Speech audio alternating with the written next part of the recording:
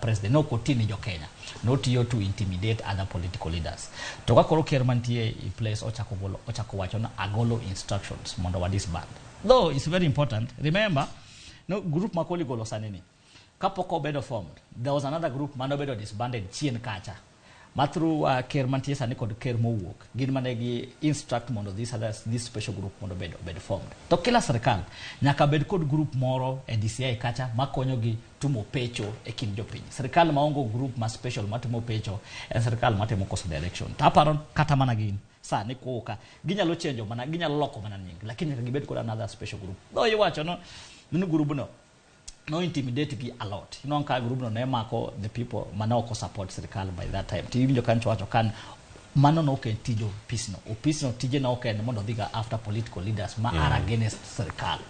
Koro determine kama koro wachomo kama nyocho wa ae koso wachomo mbele. Bende obila ntiere gi thuolo mar tiyo kar gene wach ma kama independent bodies. Bende wan gi thuolo moro amora madhi neno pachoka mano kwa rango kacha DCI wacha bedo kacha ka warango pichno bende mag jomino wach ma bende machini ka wasewinjo gi mosetimre ka iwito buche mopogore iwacho ni chung kar kendgi kendo giwach ni wan wachung kae kama e gima wayie.